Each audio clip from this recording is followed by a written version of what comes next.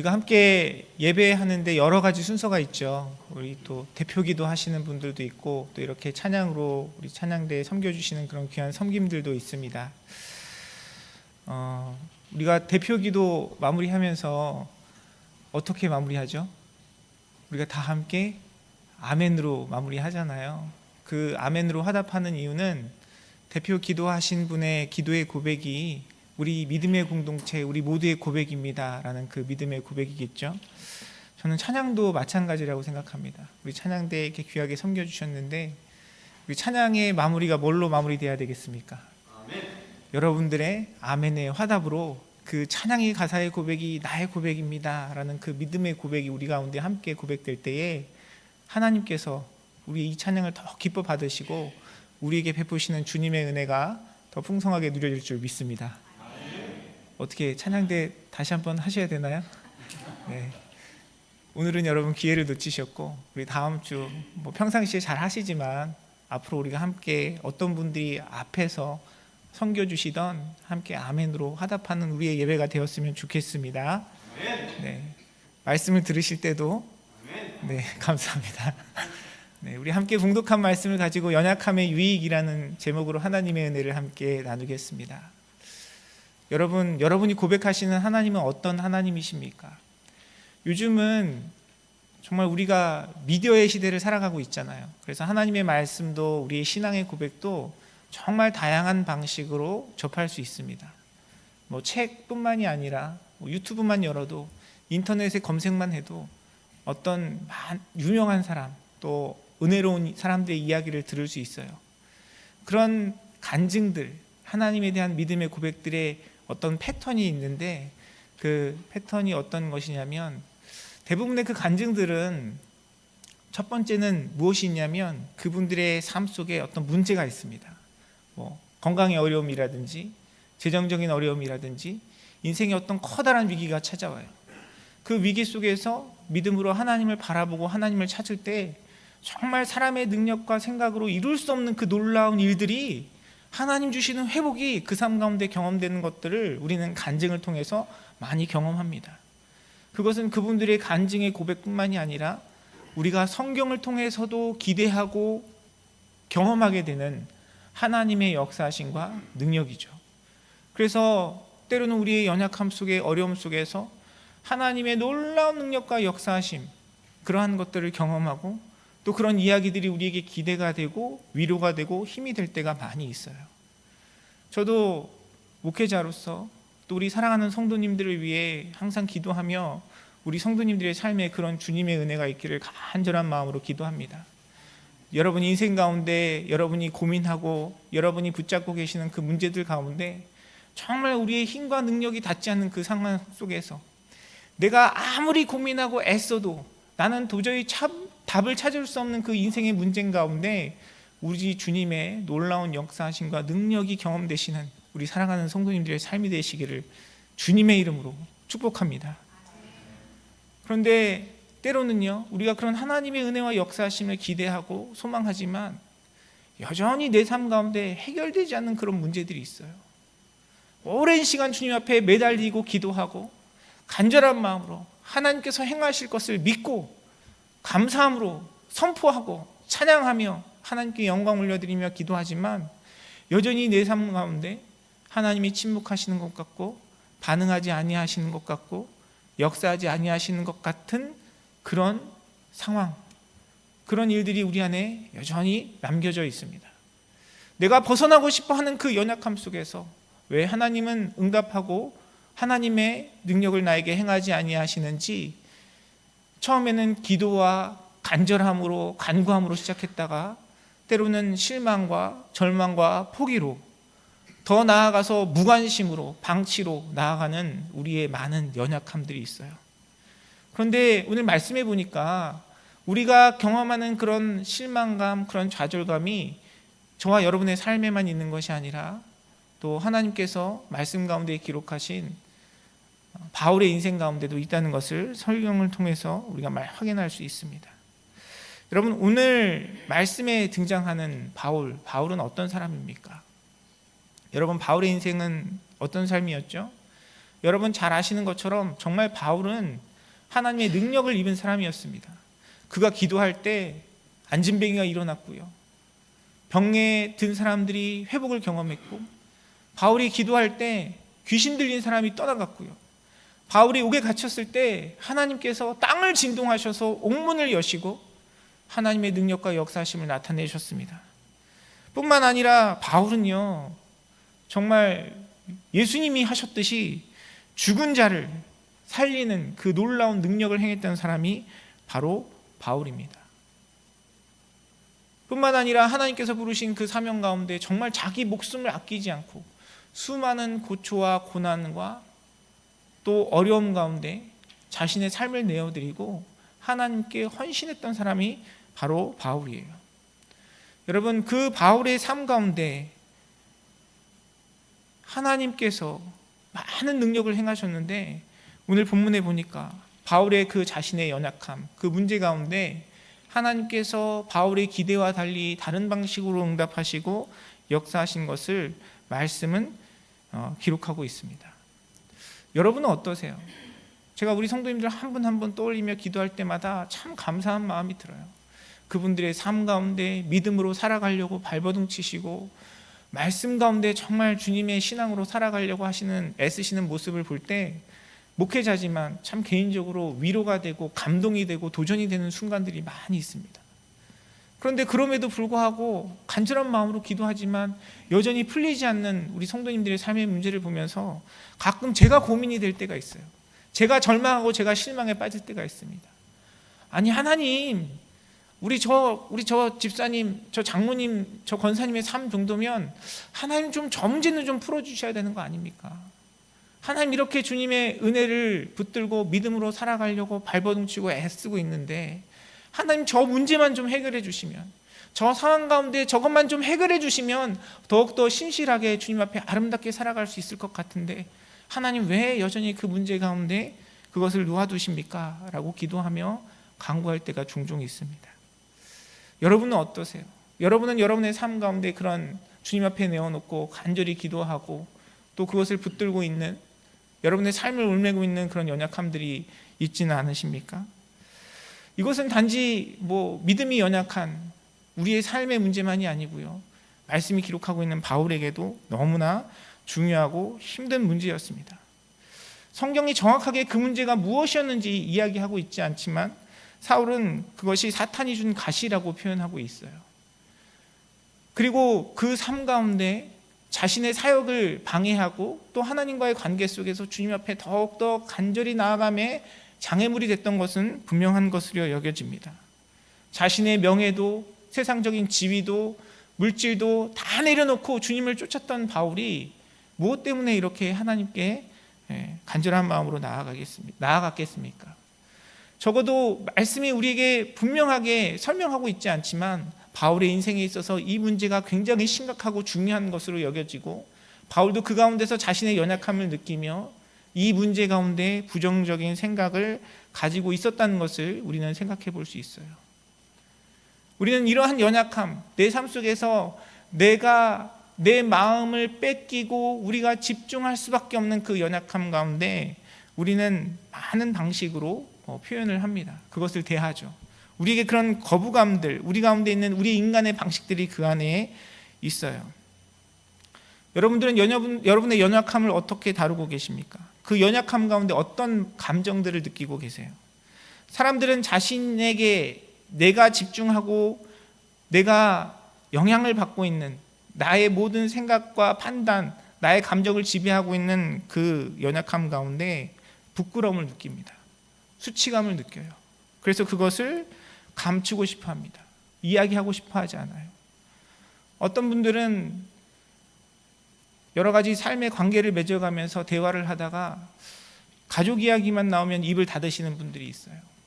내가 살아왔던 삶의 환경들, 나를 양육해 주셨던 부모님이 그냥 일반적으로 우리가 이야기하는 감사와 기쁨의 고백을 할 수 없는 그런 환경 속에서 나를 양육하셨던 그런 분들에게는 가족 이야기만 나오면 입을 다물게 됩니다. 우리가 TV나 뉴스에서 보는, 영화에서나 보는 그런 범죄자가 나의 가족일 수도 있고요. 또 다른 사람들에게 내가 떳떳하게 이야기할 수 없는 그런 죄악된 모습, 안타까운 모습이 나의 가족들에게 있다면 그것을 감추고 싶은 마음이 당연한 우리의 모습이죠. 그리고 또 우리는 그런 우리의 연약함 가운데 불안을 느끼기도 합니다. 그것 때문에 불완전한 우리의 감정과 생각으로 우리가 초조해하고요. 또 우리의 인생을 바라보는 세상의 시각이 항상 부정적일 수밖에 없어요. 이런 일이 일어나면 어떡하지? 이 일이 잘못되면 어떡하지? 사업에 큰 실패를 경험하신 분들은 어떤 일을 결정하거나 선택함에 있어서 더 주저할 수밖에 없습니다. 이번에도 잘못되면 어떡하지? 내가 저 사람을 통해서 또 이번에도 속고 사기를 당하고 어려움을 당하면 어떡하지? 항상 그러한 고민들이 더 커지는 것이죠. 그런 상황 속에서 항상 내 안에 채워지지 않는, 나의 간절한 소망이 이루어지지 않는, 연약함으로 인해서 내 안에 계속 되새겨지는 그 상처로 인해서 때로는요, 내 안에 나도 알지 못한 어떤 불안이나 분노의 감정들이 그 마음을 지배할 때가 있어요. 그래서 아무 일도 아닌데 갑자기 내 안에 주체할 수 없는 분노, 주체할 수 없는 절망감, 무기력함을 느끼기도 합니다. 그렇게 우리 인생 가운데 우리의 연약함은요, 많은 영향들을 주고요, 우리의 삶을 부정적으로 이끌어가요. 아마 바울에게 있어서도 이 자신의 육체 가운데 있는 이 연약함이 그런 어려움으로 경험되지 않았을까 하는 생각이 듭니다. 그런데 바울은 자신의 그 연약함을 그냥 그 상태로 방치하지 않았어요. 내버려 두지 않았어요. 그래서 무엇을 합니까? 하나님께 기도해요. 하나님께 기도합니다. 그런데 그냥 기도하지 않고요, 그 육체의 가시가 떠나가도록 3번 기도했다라고 이야기합니다. 이 말씀에서 기록한 3번 기도했다는 의미가 무엇이겠습니까? 그냥 아침, 점심, 저녁 이렇게 3번 기도했다는 의미가 아니겠죠. 성경에서 이야기하는 3이라는 숫자는 굉장히 중요한 의미를 가집니다. 그 온전한 그런 의미를 가져요. 3번 기도했다라고 이야기했지만 아마도 3번 40일 금식 기도를 했을 수도 있어요. 하나님 앞에 간절함으로 이 문제를 놓고, 주님, 저 이 문제를 해결해 주지 않으시면 주님 저를 데려가세요. 그런 간절함으로 주님 앞에 나아갔을지도 모르겠습니다. 어쨌든 바울은 이 문제를 자신의 삶에 그 부정적인 영향 가운데 그냥 내버려 두지 않고요, 하나님 앞에 간절한 마음으로 기도했다라고 성경은 이야기하고 있습니다. 우리도 그럴 때가 있잖아요. 하나님께서 우리의 삶 가운데 놓여주신 그런 연단과 시련 가운데 우리의 마음과 소원을 아뢰며 주님 앞에 하나님께서 해결해 주시고 응답해 주시기를 간절한 마음으로 기도합니다. 여러분, 앞서 말씀드린 것처럼 바울 정도의 사람이라면, 그가 그렇게 간절히 기도했다면 하나님 어떻게 하셨어야 됩니까? 여러분, 하나님께서 어떻게 하셨어야 된다고 생각하십니까? 그렇게 자신의 모든 것을 버리고 하나님 앞에 헌신한 자가 그렇게 간절한 마음으로 하나님의 사역과 사명을 위해서 하나님께서 그러한 장애물들을 제거해 주시도록 기도했다면 하나님께서 들어주시는 것이 맞지 않겠습니까? 하나님께서 그 가운데 능력을 행하시는 것이 맞지 않겠어요? 죽은 자의 생명까지도 살렸던 그 바울의 사역과 하나님 앞에 드리는 섬김 속에서 하나님께서 그 육체의 가시 정도는 해결해 주실 수 있잖아요. 여러분의 삶은 어떠십니까? 우리가 그런 마음으로 주님 앞에 나아갈 때가 있어요. 그리고 우리가 일반적으로 그 가운데 우리에게 능력을 행하시고 우리의 소원을 들어주시는 것이 하나님의 능력이라고 고백하며 살아갑니다. 그런데 오늘 말씀은 우리에게 그렇게 응답하지 않아요. 오늘 말씀은 우리가 기대하고 바라는 것과는 조금 다른 모양으로 하나님께서 응답하시는 것을 이야기하고 있습니다. 그렇게 헌신된 자, 충성된 자, 하나님 앞에 신실하고 능력된 바울의 삶 가운데 하나님께서 주신 응답은 무엇이었습니까? 그것이 오늘 9절, 10절의 말씀의 본문입니다. 9절 말씀은 이렇게 이야기하죠. 내 은혜가 내게 족하도다. 이는 내 능력이 약한 데서 온전하여 짐이라 라고 하나님께서는 바울에게 응답하셨습니다. 여러분, 표현이 멋있잖아요. 내 은혜가 내게 족하다. 내 능력이 약한 데서 온전하여 짐이라. 그런데 사실 이 말은요, 이 표현은 그냥 노예요. 노입니다. 안 들어줄 거야. 네가 원하는 대로, 네가 바라는 대로 내가 그렇게 행하지 않을 거야. 하나님께서 말씀하시는 겁니다. 이 표현이 그냥 멀리서 바라보는 우리에게는 은혜의 표현으로 다가올 수 있어요. 그러나 내 삶의 현장에서 하나님께서 우리에게 그렇게 대답하실 때 때로는 그것이 우리에게 상처가 되고 우리에게 절망이 되고 우리에게 낙심이 될 때가 있습니다. 하나님, 이 문제만 해결해 주시면, 하나님, 저희 이 건강의 문제에서만 좀 벗어나게 하시면 제가 더 충성되이 주님 앞에 살아갈게요. 하나님, 내 삶 속에서 이 평생을 바쳐서 제가 이 비즈니스를 이렇게 새롭게 해보려고 하는데, 하나님, 이 가운데 주님이 나를 도와주시고 좀 풍성케 해주시면 제가 주님의 몸된 교회와 선교를 위해서 더 열심히 살겠습니다. 주님, 제 삶을 보셨잖아요. 저 누구한테 속이지 않고요, 거짓말하지 않고 어려운 가운데서도 하나님 맡겨주신 사람, 신실한 마음으로 섬기며 살아왔는데, 하나님, 이번 비즈니스만 좀 도와주세요. 그러면 제가 주님 앞에 신실한 믿음으로 살아가겠습니다. 그렇게 기도하시는 분의 간구는 얼마나 간절한 것이겠어요. 그렇게 주님 앞에 기도하며 간구했을 때 하나님께서 내 은혜가 내게 족하다 라고 답을 하시면, 여러분, 그 답을 듣는 사람의 마음이 어떠하겠습니까? 절망이 될 수 있고 낙심이 될 수 있겠죠. 그러나 바울은 하나님 앞에 그렇게 3번 기도하면서 그것이 그에게 절망과 낙심으로 경험되지 않았어요. 왜냐하면 그가 간구하고 소원했던 육신의 그 육체의 가시로부터 벗어나는 것보다 정말 더 큰 하나님의 능력과 역사하심이 그의 삶 가운데 경험되었기 때문에 그렇습니다.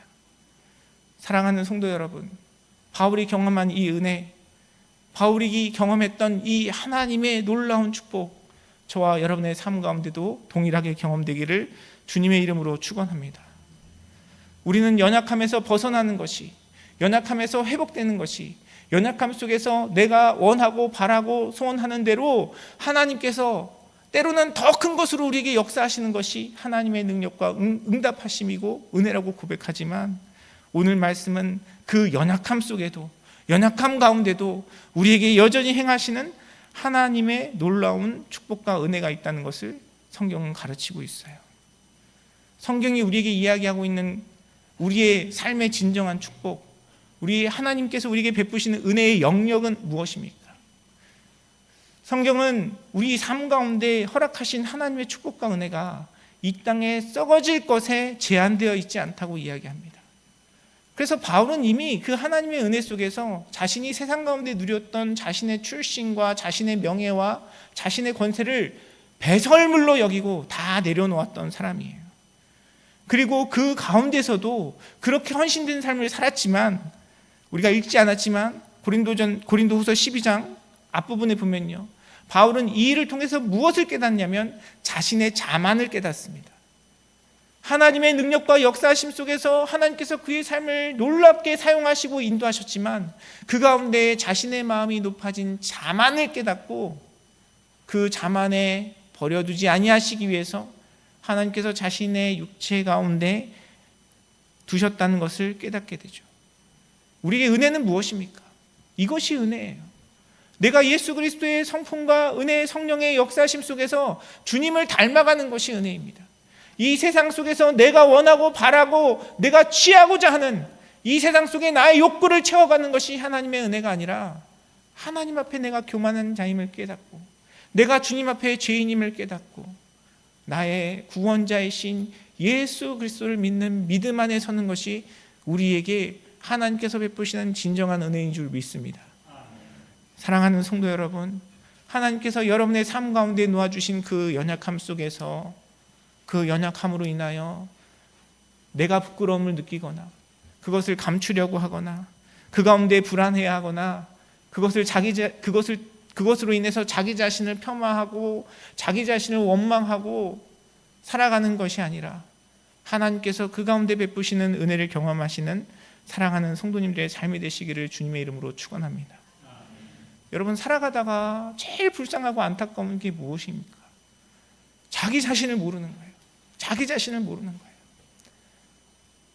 나의 이 높아진 마음, 이 나의 죄악된 마음, 나의 이 이기적인 마음, 그거 깨닫지 못하고요, 내가 행한 어떤 작은 호의, 그걸로 자신을 포장해서요, 나는 굉장히 의롭고 선한 사람이라고 착각하고 있다는 것, 그것이 우리에게 가장 큰 절망이고 슬픈 일이 아니겠습니까? 바울은 자신의 육신의 가시의 회복보다 하나님 앞에 자신이 자만한 존재라는 사실을 깨닫고 겸손으로 나아간 것이 하나님께서 베푸신 은혜이고, 이미 그것이 자신의 삶 가운데 역사하고 계시는 하나님의 능력이라고 고백하고 있는 거예요. 저와 여러분의 삶 속에 하나님께서 베푸시는 그 놀라운 축복과 은혜가 온전히 경험되어지기를 간절히 소원합니다. 우리는 우리 인생 가운데 찾아오는 하나님께서 허락하신 그 연약함 속에서 나에게 주시는 하나님의 메시지가 무엇인지 깨달아야 돼요. 그것이 때로는 교만일 수 있고요, 우리의 이기적인 마음일 수 있고, 무엇에 대한 우리의 욕망과 욕심일 수 있어요. 오히려 우리 연약함을 통해서 하나님 앞에 우리의 그 연약함을 깨닫고 우리의 온전한 구세주이신 예수 그리스도를 더욱 붙드는 믿음의 자리에 서시는 사랑하는 성도님들의 삶이 되시기를 주님의 이름으로 축원합니다. 또한 말씀은 우리에게 무엇이라고 이야기합니까? 주님의 은혜가 우리에게 족한데요, 그것은 하나님의 능력이 우리의 약한 가운데 온전하여짐이라고 이야기하고 있습니다. 우리의 약함 가운데 하나님의 능력이 온전하여진다. 그 의미가 무엇일까요? 때로는 우리의 약함 가운데 앞서 제가 말씀드렸던 것처럼 많은 사람들이 간증으로 고백하는 것처럼 우리의 약함 가운데 인간의 방법과 생각으로 행할 수 없는 그 일을 행하시는 주님의 권능으로, 하나님의 인도하심으로 우리는 하나님의 강함을 경험할 수 있어요. 그런데 항상 우리의 삶 가운데 그렇게 경험되는 게 아니잖아요. 그리고 특별히 오늘 본문에 기록되어 있는 바울의 삶을 보면 그의 약함 가운데 하나님의 능력이 경험되었다면 그것을 치유해 주셔야죠. 그게 우리가 생각하는 방식이고 우리가 기대하는 거잖아요. 그런데 오늘 본문에서 이야기하는 우리의 약함 가운데 하나님의 능력이 우리에게 온전해진다는 것은 무슨 의미겠습니까? 여러분, 우리가 인생을 살아가다가 여러 가지 절망과 아픔의 순간들을 만납니다. 육신의 질병 가운데, 사업의 실패 가운데, 또 여러 가지 관계의 깨어짐 가운데 우리가 정말 그 연약함으로 인해서 상처받고 낙심될 때가 있어요. 그 가운데 주님이 어떤 능력을 행해 주신다면 그것이 우리에게 하나님의 온전한 축복과 은혜로 받아들여지겠죠. 그런데 가만히 우리의 마음과 중심을 돌아보면요, 내가 그것이 진정으로 주님 때문에 기쁘고 감사한 것인지, 아니면 내 문제가 해결되어서 감사한 것인지 우리는 우리 자신을 잘 알지 못해요. 사람의 감정과 생각이라는 것이 100% 순수한 것도 없고요, 100% 거짓도 없습니다. 우리의 마음이 그렇잖아요. 여러분, 자녀들을 사랑하시고 또 주변에 있는 가족들 사랑하시잖아요. 내가 가족들을 위해서 뭔가를 헌신을 합니다. 수고를 합니다. 내가 이렇게 해주면 나한테 이렇게 나중에 다 갚겠지, 이런 마음으로 행하시는 분들은 별로 없을 거라 생각이 듭니다. 그런데 열심히 섬기고 사랑하다 보면 때로는 우리의 마음이 낙심이 될 때가 있어요. 내가 이렇게까지 했는데 얘는 알려나? 이 사람은 알려나? 우리 부모님은 아시려나? 그런 생각이 들 때가 있습니다. 근데 그런 상황 속에서 오히려 내가 선으로, 섬김으로, 사랑으로, 헌신으로, 희생으로 드렸는데 오히려 반대로 이기적인 자신의 주장과 마음과 서운한 마음만 토로한다면 우리의 마음에 서운함이 생기죠. 내가 어떻게 했는데, 이런 마음이 우리 가운데 생길 때가 있어요. 우리의 마음은요, 우리의 삶의 태도는 온전하지 않아요. 하나님의 은혜와 능력, 믿음으로 살아간다고 이야기하지만 그 안에 감추어진 우리의 욕구가 있고 우리의 죄악된 욕심들이 있습니다. 그런데 그런 우리의 연약함 가운데 진정한 믿음, 하나님의 능력, 하나님의 온전하심은 언제 나타납니까? 우리에게 이 세상의 정욕과 세상에 있는 것들이 사라질 때 우리는 그 가운데 우리의 본질을 발견할 수 있어요. 내가 하나님 앞에 예배합니다. 주님을 찬양합니다. 주님의 사역 가운데 헌신해요. 내가 그러한 일들을 이뤄갈 때마다 돕는 사람들이 풍성하고 물질들이 풍성하고 어떤 많은 열매들이 눈앞에 있을 때 우리는 신나서 그 일들을 할 수 있어요. 그렇죠? 복음을 전도하고 어떤 사역들을 하는데 사람들의 반응이 있고요, 많은 열매들이 있습니다. 기쁘고 감사하고 충만해요. 그런데 그 가운데 우리의 본질을 잘 들여다봐야 돼요. 내가 기쁘고 감사하고 내가 이 일로 인하여 내 안에 기쁨과 감사가 넘치는 이유가 정말 나와 함께 하시는 주님 때문인지, 내가 수고하고 애쓴 것 가운데 보람이 있고 내가 인정을 받고 어떤 열매가 있기 때문인지 우리는 그것을 분명히 알 수 없어요.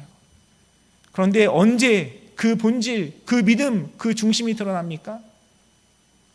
아무도 반응하지 않고 오히려 헌신하고 수고하면 수고할수록 더 어려움과 고난과 비난과 책망이 찾아올 때 정말 내가 그것을 믿음으로 사랑으로 하는지 아니면 그 다른 것들 때문에 그것에 열중하는지 우리가 알 수 있어요. 제가 신학교 다닐 때 감동 깊게 본 어떤 다큐의 한 장면이 있습니다. 시골에서 목회하시는 목사님의 그 사역을 담았는데요, 정말 시골에서 어르신들밖에 없는 교회였어요. 작은 예배당에 목사님께서 주일 예배를 인도하시는데 3명의 어르신이 앉아서 예배를 드리시더라고요. 그런데 화면으로 본 그 목사님의 모습이었지만 그 예배를 준비하시는 목사님의 모습이 얼마나 주님 앞에 경건한 마음으로 신실한 마음으로 예배를 준비하시던지요. 3분밖에 앉아있지 않으셨지만 복장을 정결하게 하고 예배 순서 인도하시는 그 모습 자체가 저에게 굉장히 은혜가 되었습니다. 여러분, 목회자로서 사역을 감당하고 어떤 일들을 할 때 많은 사람들이 그 앞에 반응하고 환호하고 함께 돕고 사역한다면 신나서 즐겁게 사역하겠죠.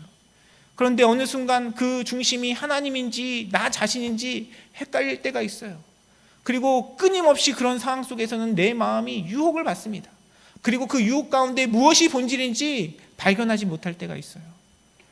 그런데 사람들의 반응이 없고 열매가 없고 아무도 알아주지 않는 그 상황 속에서 그 자리를 지키는 것, 그분의 섬김, 그 마음의 중심은 무엇이겠습니까? 하나님이 주신 그 사명과 은혜가 아니라면 어떻게 그 자리를 지킬 수 있겠어요?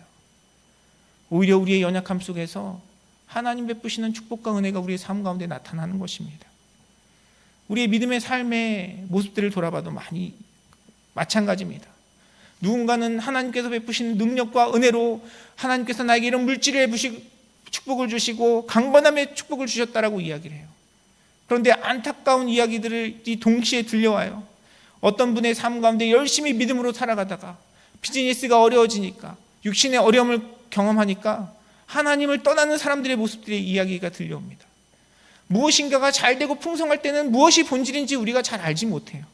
그러나 우리의 연약함 속에서 고백되어지는 그 고백이 하나님 앞에 드려지는 우리의 진실한 고백이고, 우리의 중심을 바라보시고 우리의 영혼을 바라보시는 하나님 앞에 온전한 모습임을 우리는 우리의 경험과 말씀을 통해 확인할 수 있는 것입니다.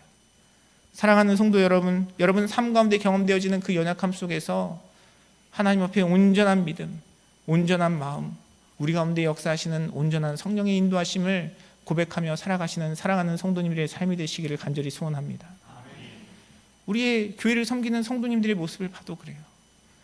아무도 보지 않는 곳에서, 보이지 않는 곳에서 누가 이야기하던 누가 알아주던 상관없이 묵묵히 그 자리를 지키시는 우리 성도님들의 모습으로 우리 임마누엘 선교회가 이어가는 거예요. 앞에서 여러분들이 바라보시는 강단에서 설교하는 저는 정말 아무것도 아닙니다.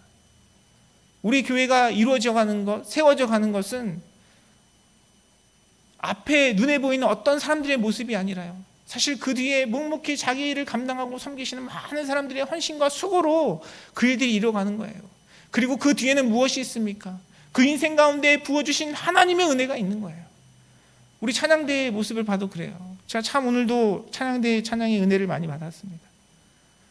지휘자님이 건강의 문제로 함께하지 못하시고 출타하신 많은 분들이 있지만, 여러 가지 어렵고 제약된 상황이지만 또 하나님을 찬양하고자 하는 우리 성도님들의 마음의 중심에 하나님 주시는 그 온전함이 있기 때문에 하나님께서 그 찬양을 통해서 역사하시고 함께 하시는 줄 믿습니다.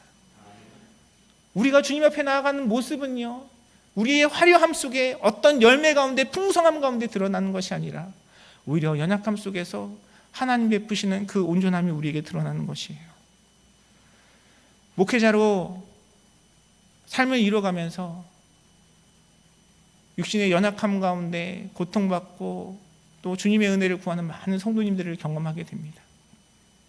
그런데 그 연약함 가운데 진짜 믿음이 드러나더라고요. 여러분에게 어떤 질병이 찾아오고 어떤 어려움이 있을 때 여러분 마음이 어떠시겠어요? 우리는 다 연약한 사람들이기 때문에 누구나 다 그런 상황 가운데 처음에는 낭망하고 절망하고 안타까워할 수밖에 없어요. 그런데 제가 성도님들과 그런 상황 가운데 교제하면서 경험한 것은 무엇이냐면요, 왜 이렇게 감사가 넘치죠? 내가 생각지 않았던 질병으로 고통받고 힘들어하고 있는데 왜 그 가운데 감사가 넘치는지 모르겠어요. 그동안 베풀어 주셨던 주님의 은혜에 감사하고 회복을 꿈꿀 수 있다는 것에 대해 감사하고, 그나마 하나님께서 진작 나의 허물과 죄로 이 세상에서 나를 징계하시고 하나님의 진노 가운데 멸망시키셔도 모자람이 없는 인생인데, 하나님께서 이 시간을 통해서 주님의 사랑과 은혜와 고통을 깨닫게 하셔서 감사하다는 그 고백을 들으면서 저분의 신앙과 믿음 가운데 진정한 하나님의 은혜가 경험되어지고 있구나라는 것을 깨닫고 감동이 될 때가 많이 있습니다. 여러분, 아픈 건 그래도 괜찮아요. 죽음의 순간 가운데 주님의 부르심을 받는 성도님들의 임종을 지켜본 경험들이 여러 번 있었습니다. 제가 전에도 한번 말씀드린 것 같은데요, 제가 전에 섬겼던 교회에서 정말 젊은 나이에 암으로 인해서 임종을 맞았던 한 성도님의 모습이 기억에 남아요. 그분은 그렇게 신앙생활을 열심히 하지 못하셨어요. 먹고 사느라 바빠서 자신의 삶에 열심히 부지런히 성실히 살아가느라 교회 생활을 잘 하지 못하셨습니다. 주일에도 비즈니스를 하셔야 했거든요. 그런데 굉장히 순수하고 정직한 분이셨어요. 주변에 있는 어려운 사람들 항상 도우려고 살았고, 가족을 위해서도 늘 헌신되고 또 사랑을 베푸시는 분이었습니다. 처음에 그분이 암 소식을 받았을 때 굉장히 절망하는 모습을 봤어요. 억울해 하시더라고요. 하나님, 저 이렇게 열심히 살았는데 왜 하나님 나의 삶 가운데 이런 고통을 주십니까? 라는 절규 속에서 하나님 앞에 원망하고 한탄하는 그 모습을 옆에서 지켜봐야 했습니다. 뭐라고 위로할 수가 없더라고요. 그냥 옆에서 함께 있어드리고 함께 말씀을 나누고 찬양을 했어요. 그런데 그렇게 시간이 지나가면서 암이 점점 몸에 퍼지고 더 절망스러운 상황 가운데 놓이게 되었습니다. 그런데 그 시간 속에서 이분이 나를 구원하신 예수님의 사랑과 은혜가 무엇인지 깨달은 거예요. 옆에 함께 기도하며 위로하던 성도님들은요, 너무 안타까워했어요. 포기하지 마라. 우리가 더 열심히 기도하자. 하나님께서 너의 육신을 회복시켜 주실 거야. 하나님은 그런 능력이 있으신 분이야 라고 이야기하면서 계속 그분을 격려하고 위로했습니다. 그런데 오히려 이 성도님이 다른 분들을 위로하시더라고요. 괜찮아요, 권사님. 괜찮아요, 집사님. 저 이제 주님 앞에 갈 준비가 되었어요. 나는 더 이상 이 육신의 삶에 소망이 없어요. 나를 위해 영원한 하나님 나라 예비하신 주님의 축복과 은혜가 나에게 너무나 기대가 되고 소망이 되고, 또 지금까지 나의 삶을 인도하시고 지켜주셨던 하나님의 은혜가 너무나 감사합니다. 그래서 저는 주님이 이끄시는 대로 허락하시는 그 시간 가운데 하나님의 그 영원한 나라와 소망을 기대하며 기쁨과 감사함으로 제 삶을 채워가겠습니다 라는 믿음의 고백을 하시더라고요. 여러분, 이것이 정말 하나님께서 우리에게 주시는 온전함입니다. 우리가 예배 가운데, 기도 가운데 영원한 하나님 나라 천국에 대해서 고백하면서 예수 그리스도의 보혈의 은혜로 죄 씻음을 받는 나의 은혜를 고백하면서 우리가 여전히 이 세상의 육신에 썩어질 것에만 마음을 두고 그 연약함 가운데 내 마음이 뺏겨서 그것 때문에 불안해하고 그것 때문에 두려워하고 그것 때문에 부끄러워한다면, 여러분, 그것이 우리의 참된 믿음이라고 어떻게 이야기할 수 있겠습니까? 우리의 진정한 믿음은요, 비즈니스가 잘 돼서 하나님께서 축복하시는 그 은혜 가운데도 우리에게 고백될 수 있지만, 참된 믿음은 내 비즈니스가 망하고 내 육신이 망가지고 내 주변의 사람들이 다 떠나고 내가 외로움과 고통 가운데 있을 때 나를 위해 십자가 지시고 부활하셔서 우리를 온전케 하신 예수 그리스도의 그 은혜로 말미암아 하나님께서 허락하시는 평안과 기쁨 가운데 고백되어지는 그 믿음을 통해서 하나님께 온전하게 올려드려지는 것입니다. 사랑하는 성도 여러분, 우리 주님의 그 은혜 경험하시는 여러분의 삶이 되기를 주님의 이름으로 축원합니다. 하나님께서 우리에게 거저 주시는 것은 없어요. 우리에게 좋은 것 주기 원하시는 것이 하나님의 마음과 뜻입니다. 여러분, 바울의 삶을 하나님께서 얼마나 기뻐하셨겠습니까? 자신의 목숨까지도 내어놓고 자신의 세상의 모든 명예와 권세를 다 내려놓고 주님을 쫓았던 그 삶, 하나님 얼마나 기뻐하셨겠어요. 그럼에도 불구하고 그에게 육체의 가시를 허락하셨던 것은 이 세상에 썩어질 것으로 채우시는 주님의 은혜가 아니라 영원한 하나님 나라, 우리의 신령한 삶 가운데 하나님께서 허락하신 참된 축복이었고 은혜였던 것이죠. 저와 여러분의 인생에도 마찬가지입니다. 사랑하는 성도 여러분, 주님께서 여러분의 인생 가운데 놓아주신 그 연약함 속에서 세상의 것에 낙심하고 절망하는 것이 아니라 그것을 통해서 더 귀하고 아름다운 것을 허락하시는 우리 주님의 놀라운 은혜를 경험하시는 사랑하는 성도님들의 삶이 되시기를 주님의 이름으로 축원합니다. 우리가 그 주님을 만나고 바라볼 때 우리가 어떤 삶의 자리에서도 사망의 음침한 골짜기를 다니는 것 같은 그 우리의 절망 가운데서도 거센 풍랑을 만나는 상황 속에서도 주님이 주시는 평안으로 주님 앞에 기뻐할 수 있고 예배할 수 있고요. 그것을 통하여 더욱더 우리를 온전케 하시고 주님 앞에 귀한 존재로 세워가시는 하나님의 참된 축복과 은혜를 누릴 수 있는 것입니다. 저와 여러분의 삶 속에 우리 믿음의 공동체 가운데 바울에게 허락하셨던 그 은혜, 그 족한 은혜, 그 풍성한 은혜, 우리의 연약함 가운데 더욱더 온전하게 역사하시는 주님의 은혜로 말미암아 하나님께서 허락하신 참된 기쁨과 평안이 충만하시기를 주님의 이름으로 축원합니다.